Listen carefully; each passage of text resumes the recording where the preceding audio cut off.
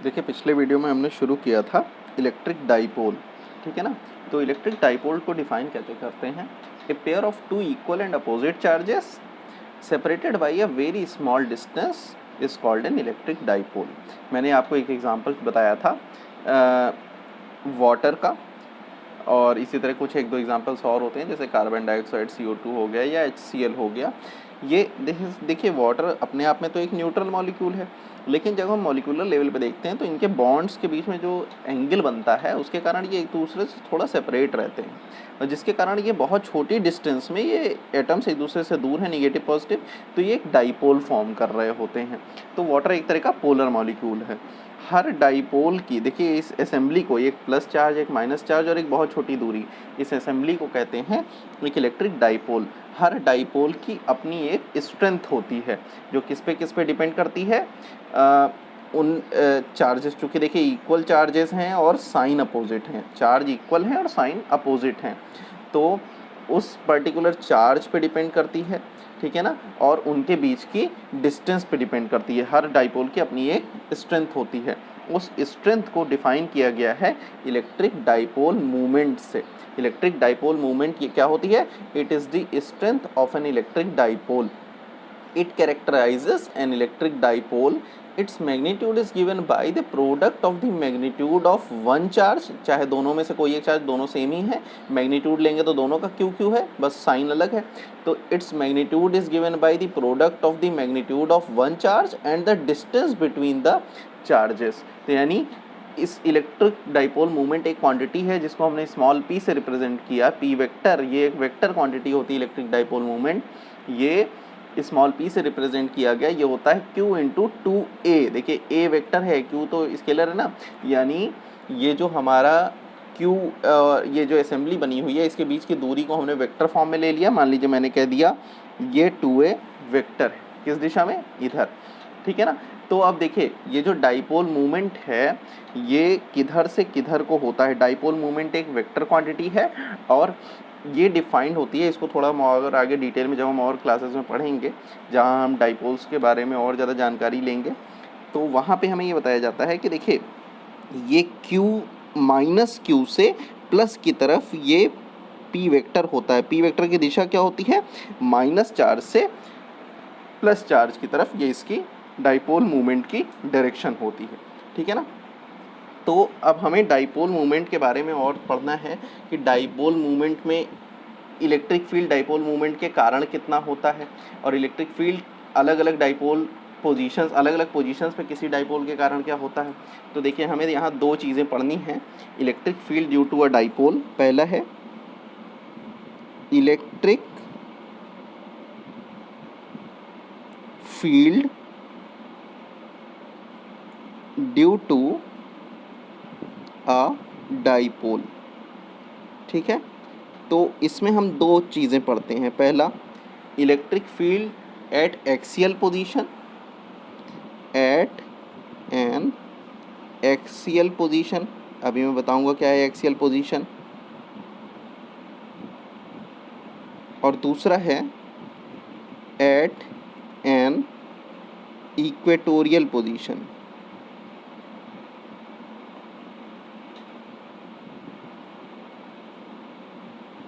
अब एक्सियल और equatorial position क्या है उसको देख लेते हैं। देखिए एक डाइपोल है, ठीक है, ये प्लस Q और एक ये माइनस Q, ठीक है। ये मान लीजिए दोनों पॉइंट चार्जेस हैं तो दोनों इस लाइन से जुड़ेंगे।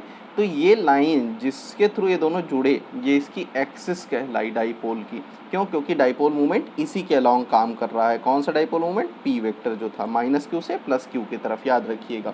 इनके ये सेंटर पॉइंट है, इनके बीच की दूरी मैंने कह दिया 2a या 2l, आप कुछ भी ले सकते हैं, अलग अलग बुक्स में 2a और 2l रिप्रेजेंट किया रहता है, ठीक है ना। P वेक्टर इधर से इधर की तरफ, ठीक है।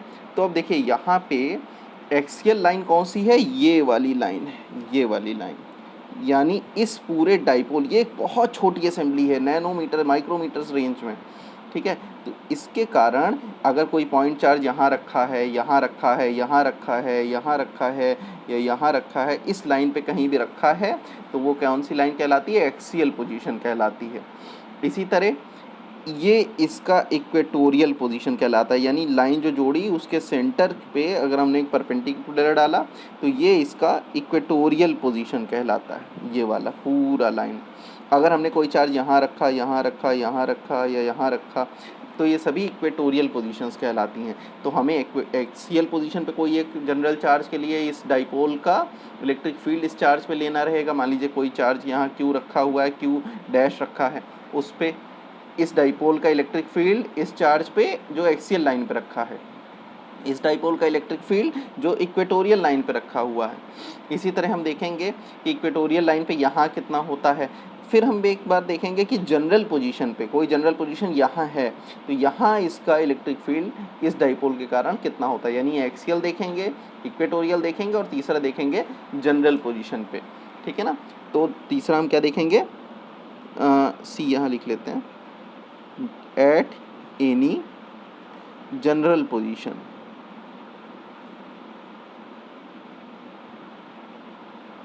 ठीक है। तो तीन चीज़। तो हम अब सबसे पहले शुरू करते हैं electric field due to a dipole at any axial position.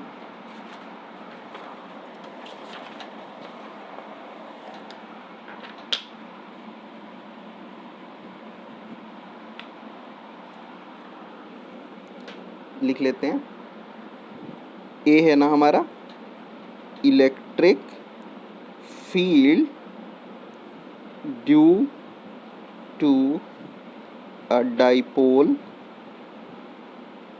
at any axial position। एकदम ध्यान से देखिएगा, बहुत इंपॉर्टेंट है, बोर्ड्स में हमेशा पूछा जाता है। या इसके तीन में से कोई एक पार्ट ज़रूर आता है। तो उसमें देखिए काफ़ी इजी है, बहुत कुछ टफ नहीं है इसमें। हमने मान लिया एक डाइपोल है प्लस क्यू और माइनस क्यू चार्ज से मिलके बना हुआ। ठीक है। इसकी एक एक्सियल लाइन मैंने किसी एक साइड ड्रॉ कर लिया। देखिए ये डाइपोल है, डाइपोल के बीच की दूरी भी निकालना है। मान लीजिए डाइपोल का सेंटर है O। ठीक है। ये टोटल डिस्टेंस है 2a, जिसमें से ये हिस्सा यानी यहाँ से यहाँ तक की डिस्टेंस है A और यहाँ से यहाँ तक की डिस्टेंस है A। ठीक है ना। ये डाइपोल का सेंटर है। अब देखिए यहाँ पे एक्सियल लाइन मैंने एक आगे तक ड्रॉ कर ली ये। ठीक है। इस एक्सियल लाइन पे मैंने एक पॉइंट ले लिया P। ठीक है ना। इस पॉइंट पे मुझे इलेक्ट्रिक फील्ड इस डाइपोल का निकालना है। इलेक्ट्रिक फील्ड निकालना है, ना कि फोर्स, इलेक्ट्रिक फील्ड निकालना है। तो अब ध्यान दीजिएगा कि हमें इस पर्टिकुलर पॉइंट पे इलेक्ट्रिक फील्ड निकालने के लिए सबसे पहले यहाँ से इस वाले, अब देखिए पूरे डाइपोल का इकट्ठा तो निकाल नहीं सकते हैं, डाइपोल में दो चार्जेस हैं। ठीक है। तो इंडिविजुअली हर चार्ज का इलेक्ट्रिक फील्ड निकालना हमें आता है। तो मान लीजिए मैंने कहा कि यहाँ से यहाँ तक इस सेंटर O से और पॉइंट P तक की दूरी मैंने मान लिया x। ठीक है। जैसे ही मैंने ये x सेंटर से दूरी माना, ठीक है, तो ये Q पॉइंट से दूरी कितनी हो गई, x माइनस ए। आपको दिख रहा होगा ये छोटी वाली दूरी मैंने एडिशनल वाली माइनस कर दिया तो x माइनस ए बचा यहाँ से यहाँ तक की दूरी। और बड़ी वाली दूरी क्या हो गई, x प्लस ए, यानी P पॉइंट की दूरी माइनस Q से भी और प्लस Q से भी, दोनों से हमने निकाल ली। ठीक है ना। अब हम सीधे इसका इलेक्ट्रिक फील्ड्स रख देते हैं। तो मैंने मान लीजिए पहले इसमें मैंने कहा कि प्लस Q चार्ज के कारण electric field due two plus Q charge. ठीक है ना, due two plus Q charge. देखिए मैं स्केलर फॉर्म में निकाल रहा हूँ, वेक्टर की अभी ज़रूरत नहीं है ऐसे यहाँ पे। ठीक है। Electric field due two plus Q charge, तो 1/4 पाई एप्सिलॉन नॉट, ये तो हमने पढ़ा ही है, और Q/r² प्लस Q/r कितना है, यहाँ डिस्टेंस क्या है, x प्लस ए, ये बड़ी वाली, क्योंकि प्लस Q से निकालना है तो x प्लस ए का स्क्वायर, यही पढ़ा था, डिस्टेंस का स्क्वायर, Q/डिस्टेंस का स्क्वायर, यही हमने लगा दिया। अब देखो इसकी डायरेक्शन क्या होगी, डायरेक्शन समझना सबसे इम्पॉर्टेंट है। देखिए डायरेक्शन समझने के लिए सिंपल से इतना समझिए कि प्लस Q चार्ज में से फील्ड लाइन हमेशा बाहर की तरफ निकलती हैं, तो इधर भी फील्ड लाइन बाहर की तरफ होगी, यानी प्लस Q चार्ज के कारण जो फील्ड होगा वो बाहर की तरफ होगा। P पॉइंट पे भी उधर की तरफ, तो किधर होगा, पॉइंटिंग टूवर्ड्स राइट। यहाँ लिख लेते हैं पॉइंटिंग टूवर्ड्स राइट। ठीक है, इसी तरह माइनस क्यू के लिए भी लिख लिया जाए। ये लिख लेते हैं, किसके लिए था, electric field at P due to, ये प्लस क्यू था ना, हाँ। अब उसके बाद electric field at P due to minus q. देखिए इसको समझिएगा, E माइनस क्यू, डिस्टेंस अब देखिए क्या है, माइनस क्यू से यहाँ तक कि केवल x माइनस ए है, तो 1/4πε0। देखिए चार्ज का केवल मैग्नीट्यूड लेना है तो चार्ज का केवल मैग्नीट्यूड ले लिया, और डिस्टेंस क्या रख दिया, x माइनस ए का स्क्वायर। ठीक है ना, इसकी डिस्टेंस कैसे होगी अब इसको समझ गए। प्लस क्यू चार्ज जो है, प्लस ये माइनस क्यू चार्ज, इसमें फील्ड लाइंस अंदर की तरफ होंगी ना, तो इधर से भी अंदर ही होंगी, इधर से भी अंदर ही होंगी, यानी पी पॉइंट इसकी तरफ अंदर की ओर फील्ड लाइंस आएगी। अगर इसी फील्ड लाइन को पीछे बढ़ाते जाएं तो ये अंदर की ओर है, यानी ये हो गई ई माइनस क्यू की दिशा। ई प्लस क्यू की दिशा राइट साइड, ई माइनस क्यू की दिशा लेफ्ट साइड। तो यहाँ हम लिख लेते हैं pointing towards left, pointing towards left. ठीक है, तो अब देखिए ये तो दोनों ही आ गई, लेकिन ये दोनों ही फील्ड, एक इधर एक इधर, किस पे काम कर रहा है, पी पे, यानी पी पे नेट इलेक्ट्रिक फील्ड क्या होगा, इन दोनों का वेक्टर सम होगा, यानी एक इधर जा रहा है एक इधर जा रहा है, तो हम माइनस करें दोनों इलेक्ट्रिक फील्ड को। ठीक है ना, तो नेट इलेक्ट्रिक फील्ड इनका जो होगा वो देखिए कितना होगा, net electric field at P, net electric field at P, मैंने ई से रिप्रेजेंट कर दिया, ये हो जाएगा E2 एक तरफ, E1 एक तरफ, है ना, E2 minus E plus Q minus E minus Q. ठीक है ना, तो देखिए यहाँ मैंने 2 और 1 यूज़ कर लिया। ठीक है ना, तो ये गड़बड़ हो गया, इसको मैं नाम लिख दूं जो हमने यूज़ किया है, E1 हमने प्लस क्यू यूज़ किया है, और ये यहाँ पे माइनस क्यू यूज़ किया है, E minus Q minus E plus Q. अब सबसे बड़ा सवाल ये आता है कि ये minus Q minus plus Q क्यों किया। ठीक है ना, तो हमें इसको समझने के लिए एक सिंपल सा सिस्टम लगाना है कि देखिए प्लस क्यू चार्ज जो है वो ज़्यादा दूर है, ये देखिए प्लस क्यू चार्ज ज़्यादा दूर है तो इसका इलेक्ट्रिक फील्ड कम होगा, माइनस क्यू चार्ज पास है तो इसका इलेक्ट्रिक फील्ड ज़्यादा होगा। ठीक है ना, तो अब यहाँ पे वैल्यूज़ रख देते हैं, अलग अलग वैल्यूज़ रखते हैं। E is equals to, E minus Q क्या था, 1/4πε0 Q by X minus A का स्क्वायर, और minus 1/4πε0 Q upon X plus A का होल स्क्वायर। तो ये हमारा हो गया रिलेशन। ठीक है, अब इसमें देखिए हम थोड़ा सिंप्लीफाई करते हैं, q अपॉन 4πε0 को बाहर ले लिया जाए, अंदर बचता है 1/x माइनस ए का स्क्वायर, ठीक है, माइनस 1/x प्लस ए का होल स्क्वायर। देखिए यहाँ होल स्क्वायर होगा। ठीक है, एलसीएम लिया जाए, q अपॉन 4πε0, ये हो गया x माइनस ए का स्क्वायर, x प्लस ए का स्क्वायर, ये हो गया x। अब देखिए इसको मैं एक्सपेंड करके लिख देता हूँ, एक्स स्क्वायर प्लस ए स्क्वायर प्लस 2ax, और इस वाले को एक्सपेंड करके लिख देता हूँ, बीच में माइनस साइन है, माइनस इस वाले को एक्सपेंड करके लिख रहा हूँ, एक्स स्क्वायर प्लस ए स्क्वायर माइनस 2ax। ठीक है, ई इज इक्वल्स टू क्या हो गया, q अपॉन 4πε0। देखिए अब इसको खोल दिया जाए तो एक्स स्क्वायर ख़त्म, ए स्क्वायर एक्स स्क्वायर ख़त्म, ये माइनस ये प्लस 2x और ये माइनस माइनस प्लस 2x, यानी ऊपर क्या बचेगा प्लस 4ax, और नीचे वाले को थोड़ा सिंप्लीफाई करते हैं। इसको मैं ऐसा लिख सकता हूँ x माइनस ए एक्स प्लस ए को साथ में और होल स्क्वायर को एक साथ बाहर लिख लें। अब ये क्या बन गया, x square minus a square बन गया। तो ये क्या हो गया, ई इक्वल्स टू हम लिख सकते हैं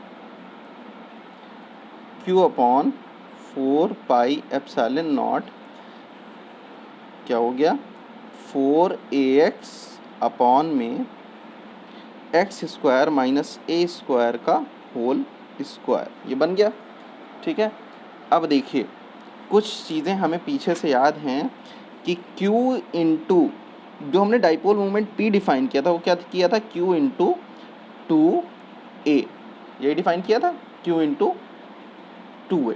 ठीक है ना, तो Q इंटू 2a हम यहाँ पे रख सकते हैं क्या, यहाँ पे देखिए, तो ये क्या बन जाएगा, Q इंटू 2a अलग ले लिया जाए, Q इंटू 2a अलग रख लें, यहाँ बचेगा 2x अलग हो जाएगा और नीचे 4 epsilon not x square minus a square का होल स्क्वायर। देखिए कुछ नहीं किया मैंने, यहाँ से 2 अलग रख दिया है, 2a और q को एक साथ लिख दिया।